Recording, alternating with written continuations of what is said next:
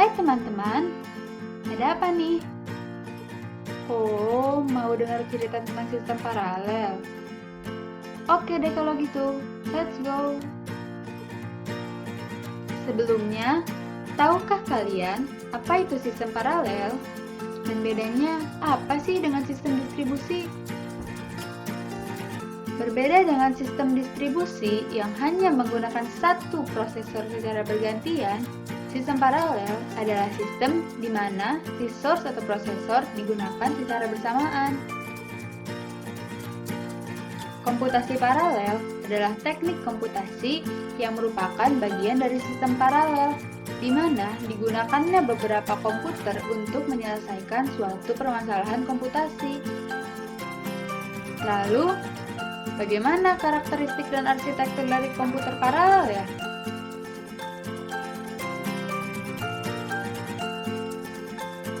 Karakteristik umum dari komputasi paralel adalah: yang pertama, dalam hal pembagian memori pada komputer paralel sangat bervariasi.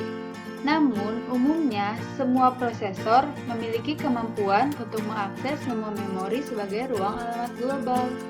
Yang kedua, beberapa prosesor dapat beroperasi secara independen, namun tetap harus didukung oleh berbagai sumber daya memori yang sama.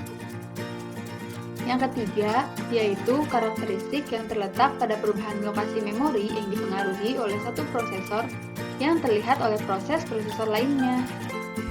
Yang keempat, karakteristiknya juga terlihat pada mesin memori. Ada dua buah arsitektur memori pada komputer paralel, yaitu shared memory dan distributed memory. Shared memory adalah arsitektur yang menyediakan global addressing, sehingga berbagai prosesor mempunyai cara pengaksesan memori yang seragam.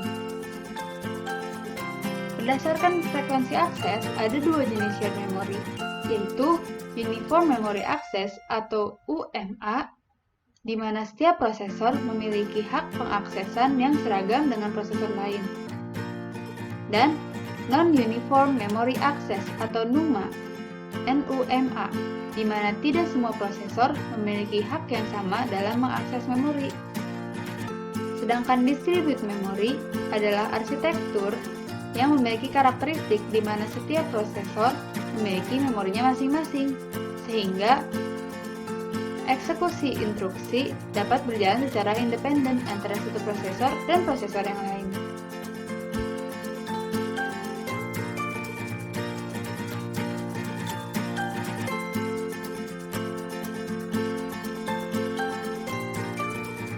Eksekusi komputasi sistem paralel dijelaskan pada taksonomi Flynn. Dalam taksonomi Flynn, komputer dibagi menjadi 4 buah kelas, yaitu: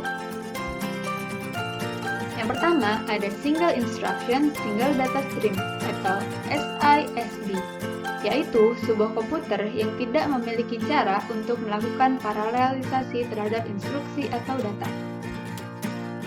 Yang kedua ada Multiple Instruction Single Data Stream atau MISD, yaitu sebuah komputer yang dapat melakukan banyak instruksi terhadap satu aliran data. Yang ketiga, Single Instruction Multiple Data Stream atau SIMD, yaitu sebuah komputer yang mampu memproses banyak aliran data dengan hanya satu instruksi, sehingga operasi yang dilakukan adalah operasi paralel. Dan yang keempat, ada MIMD atau Multiple Instruction Multiple Data. Pada arsitektur ini, berbagai instruksi dapat dieksekusi oleh beberapa prosesor, di mana masing-masing prosesor dapat menggunakan data yang berbeda.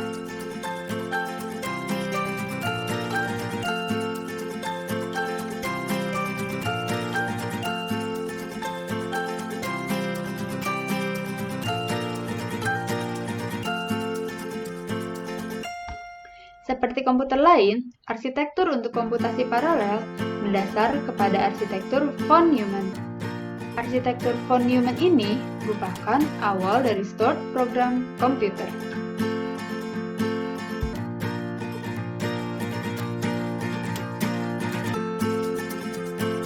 Nah, di mana sih implementasi komputasi paralel itu?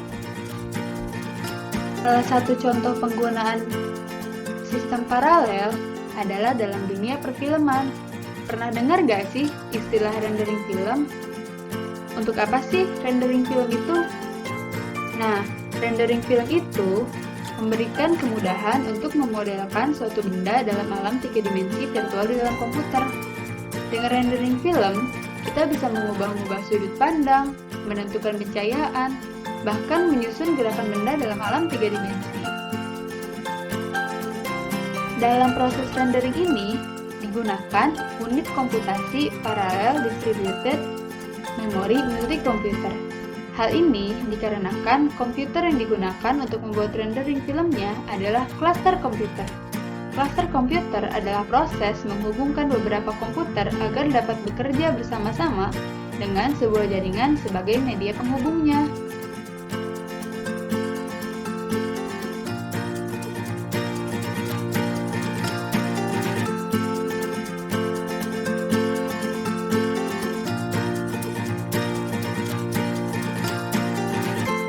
Nah, begitu teman-teman tentang sistem paralel.